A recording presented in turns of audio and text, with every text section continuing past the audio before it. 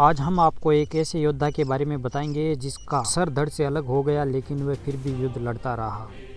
जिसका सिर मांडलगढ़ भीलवाड़ा की धरती पर गिरा लेकिन वह घुड़सवार धड़ लड़ता हुआ चावड़िया तालाब के पास मिला।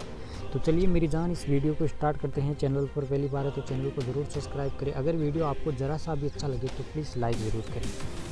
महाराणा संग्राम सिंह, जो कि संगा के नाम से प्रसिद्ध है, मेवाड़ में सर्वाधिक महत्वपूर्ण शासक हुआ। उसने अपनी शक्ति के बल पर मेवाड़ साम्राज्य का विस्तार किया। राजपूताना के सभी नरेशों को अपने अधीन संगठित किया। रायमल की मृत्यु के बाद 1509 में राणा सांगा मेवाड़ का महाराणा बना। सांगा ने अन्य राजपूत सरदारों के साथ शक्ति को संगठित किया। इन्होंने पड़ोसी राज्य गुजरात के शासक महमूद से भी संघर्ष किया। कुंभकालीन गौरव प्राप्त करने की दृष्टि से मुस्लिम शक्तियों के विरुद्ध संघर्ष करना जरूरी था। सांगा का गुजरात के बादशाह से 1520 में संघर्ष हुआ जिसमें सांगा विजय रहे थे। इसी प्रकार मालवा के सुल्तान महमूद खिलजी को भी सांगा ने परास्त कर जेल में कैद कर दिया। बाद में उनके अच्छे व्यवहार करने की शर्त पर उसे रिहा कर दिया। राणा सांगा ने अपनी शक्ति को संगठित कर दिल्ली सल्तनत के अधीनस्थ मेवाड़ के निकटवर्ती भागों को अपने राज्य में मिलाना शुरू कर दिया। सन 1517 में दिल्ली के सुल्तान इब्राहिम लोदी व सांगा में खतौली का युद्ध हुआ जिसमें सुल्तान बुरी तरह पराजित हुआ। पराजय के बाद सुल्तान को सांगा ने बाड़ी के युद्ध में और पराजित किया। स्थानीय साहित्य में उल्लेख मिलता है कि राणा सांगा ने कई बार दिल्ली, मांडू और गुजरात के सुल्तानों को पराजित किया था। पानीपत के प्रथम युद्ध में इब्राहिम लोदी को परास्त कर दिल्ली सल्तनत पर बाबर ने अधिकार कर लिया। इसके लिए असली चुनौती सांगा ही थी, क्योंकि उस समय राणा सांगा एकमात्र ऐसे व्यक्ति थे जो दिल्ली पर शासन स्थापित करने की क्षमता रखते थे। उस समय शक्ति का केंद्र मेवाड़ बन गया। सभी पड़ोसी राज्य राणा सांगा की शक्ति को मान्यता देने लगे। कर्नल टोड के अनुसार 7 उच्च श्रेणियों के राजा, नौराव व 104 सरदार सदैव उनकी सेवा में उपस्थित रहते थे। बाबर और राणा सांगा के मध्य सत्ता की स्थापना को लेकर संघर्ष निश्चित था। बाबर ने प्रारंभ में धौलपुर व कालवी पर अधिकार कर लिया। बयाना पर सांगा का अधिकार था। सांगा ने बयाना के युद्ध में मुगलों को बुरी तरह पराजित किया था। मुगल सैनिकों ने सांगा के शौर्य के किस्से बाबर व अन्य सैनिकों को बताए। इससे बाबर की सेना का मनोबल टूटा।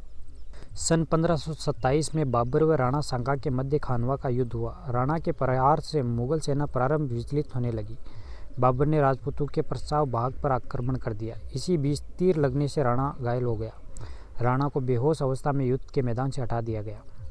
होश आने पर राणा सांगा ने पुनः बाबर से लड़ने की इच्छा प्रकट की, लेकिन सामंतों ने खानवा में हुए विनाश की बात कहकर ऐसा नहीं करने की सलाह दी। तभी सांगा ने प्रतिज्ञा की कि जब तक वह बाबर को हरा नहीं देगा वापस चित्तौड़ नहीं जाएगा। राणा सांगा ने जनवरी 1528 में बाबर के विरुद्ध चंदेरी के मोंदीनिराय की सहायता के लिए प्रस्थान किया, लेकिन कालप्पी से थोड़ा दूर स्वास्थ्य खराब होने के कारण 30 जनवरी 1528 को इनका देहांत हो गया। महाराणा सांगा का अंतिम युद्ध सम्राट था, जिसमें अपने नेतृत्व में सभी राजपूत शासकों को विदेशी आक्रमण से सुरक्षा करने और उन्हें वीरतापूर्ण मुकाबला करने के लिए संगठित किया।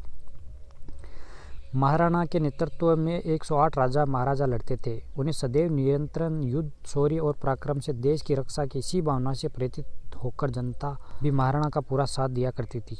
राणा सांगा ने इसी प्रेरणा से दिल्ली, मांडू और गुजरात के शासकों को हराया ही नहीं बल्कि उन्हें बंदी बनाकर छोड़ दिया। राजपूताने के सभी राजा व बाहरी राजा भी राणा सांगा की अधीनता व मेवाड़ के गौरव के कारण उसके झंडे के नीचे लड़ना अपना गौरव समझते थे। राणा सांगा के शरीर पर 80 घाव तथा युद्ध में हाथ और पैर क्षतिग्रस्त होने पर भी उनका शरीर वज्र की तरह मजबूत था। उन्होंने हिम्मत, मर्दानगी और वीरता को अपनाकर अपने आप को अमर बना दिया। हरबिलास शारदा लिखते हैं कि मेवाड़ के महाराणाओं में राणा सांगा सर्वाधिक प्रतापी शासक हुए। उन्होंने अपने पुरुषार्थ के द्वारा मेवाड़ को उन्नति के शिखर पर पहुंचाया। इतना होने पर भी अंत में राणा सांगा विदेशी शत्रु की कुटिल चाल और युद्ध कौशल को नहीं समझ पाए और युद्ध की नवीन तकनीक को नहीं अपना सके। इसका लाभ शत्रु ने उठा लिया।